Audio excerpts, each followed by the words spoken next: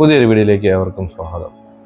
ഇന്ത്യയിൽ നിലനിൽക്കുന്ന ചില രസകരമായ നിയമങ്ങളെക്കുറിച്ചാണ് ഞാൻ ഇന്ന് നിങ്ങളുമായി ഷെയർ ചെയ്യുന്നത്.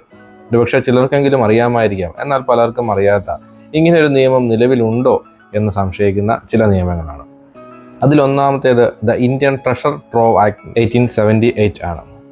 1878 നിലവിൽ വന്ന നിധികളുമായി ബന്ധപ്പെട്ട, അല്ലെങ്കിൽ ഒരു നിധി നിങ്ങളുടെ ഭൂമിയിൽ നിന്ന് കണ്ടുകിട്ടിയാൽ ചെയ്യേണ്ട നടപടിക്രമങ്ങളെക്കുറിച്ച് അല്ലെ അതിനെക്കുറിച്ചുള്ള നിയമങ്ങൾ വിവരിക്കുന്ന 1878 നിലവിൽ വന്ന ഒരു നിയമമാണ്.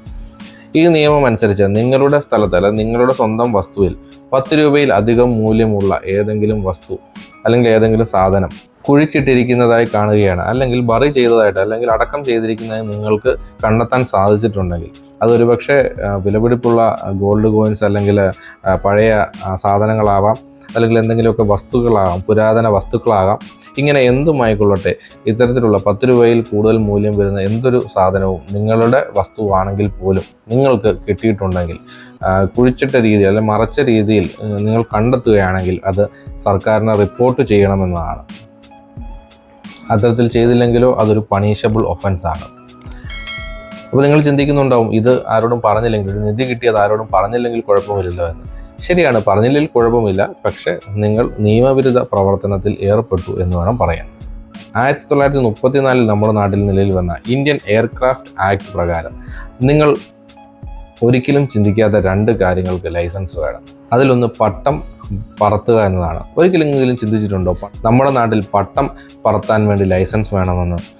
എന്നാൽ legally speaking Indian aircraft act അനുസരിച്ച് പട്ടം പറത്താൻ പോലും ലൈസൻസ് വേണമെന്നാണ്. ഈ നിയമത്തിൽ പറയുന്നത് ഫ്ലൈയിങ് മിഷൻസ് എന്ന് പറയുന്നത്, അതായത് പറക്കുന്ന ഉപകരണങ്ങൾ എന്ന് പറയുന്നത് എയ്റോപ്ലെയിനുകൾ മാത്രമല്ല, അല്ലെങ്കിൽ ഹെലികോപ്റ്ററുകൾ മാത്രമല്ല, അത് പട്ടവും ബലൂണും പോലെയുള്ള സാധനങ്ങളും ആണ് എന്നാണ്.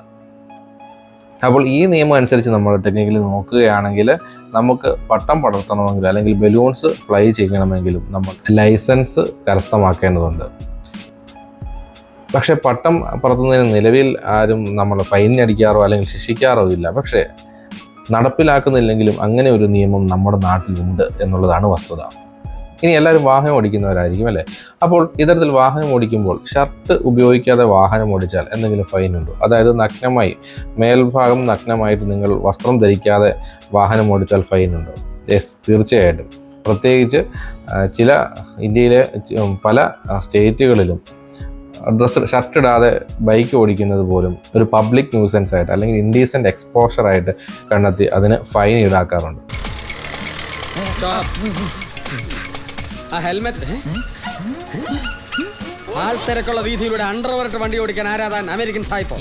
ഇങ്ങനെ ഇത്തരത്തിൽ ഷർട്ട് ഇടാതെ അല്ലെങ്കിൽ വസ്ത്രം ധരിക്കാതെ വാഹനം ഓടിക്കുന്നത് സെൻട്രൽ ആക്ട് പ്രകാരം ഒരു ഇല്ലീഗാലിറ്റി ഇല്ല. പക്ഷെ ചില സ്റ്റേറ്റുകളിൽ, ചില സംസ്ഥാനങ്ങളിൽ അത്തരത്തിൽ പോലീസ് ഫൈൻ ഈടാക്കാറുണ്ട്.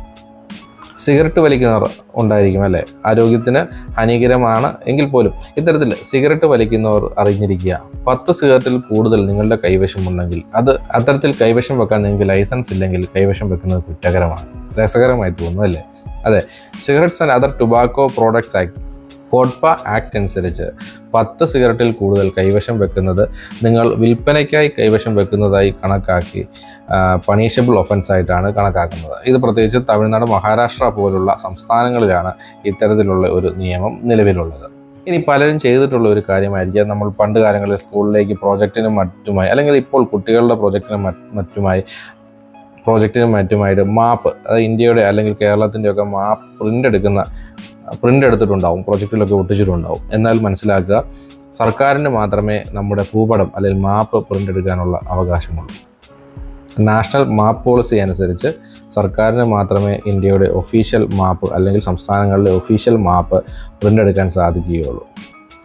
അതുകൊണ്ട് മാപ്പ് പ്രിൻ്റ് എടുത്ത് സർക്കുലേറ്റ് ചെയ്യുന്നത് ശ്രദ്ധയിൽപ്പെട്ടാൽ, അതല്ലെങ്കിൽ ഇൻകറക്റ്റ് ആയിട്ടുള്ള മാപ്പ്, പ്രത്യേകിച്ച് ബോർഡറുകളൊക്കെ മാറ്റപ്പെട്ട രീതിയിൽ പ്രിൻ്റ് എടുത്ത് സർക്കുലേറ്റ് ചെയ്യുന്നതായി അല്ലെങ്കിൽ പ്രിൻ്റ് എടുത്ത് ഉപയോഗിക്കുന്നതായി കണ്ടെത്തിയാൽ അത് തികച്ചും കുറ്റകരമായ ഒരു കാര്യമാണ്. അപ്പോൾ ഈ വീഡിയോയിലൂടെ ഒരുപക്ഷെ നിങ്ങൾക്കറിയാത്ത കുറച്ച് കാര്യങ്ങൾ മനസ്സിലാക്കിയെന്ന് വിശ്വസിക്കുന്നു. ഇത്തരത്തിൽ നിത്യജീവിതത്തിലെ നിയമപ്രദമായ അറിവുകൾ തുറന്നു ലഭിക്കാൻ ഈ ചാനൽ സബ്സ്ക്രൈബ് ചെയ്യുക, മറ്റുള്ളവർക്കും ഷെയർ ചെയ്ത് കൊടുക്കുക. പുതിയൊരു വീഡിയോ കാണും വരെ ബൈ. Thank you.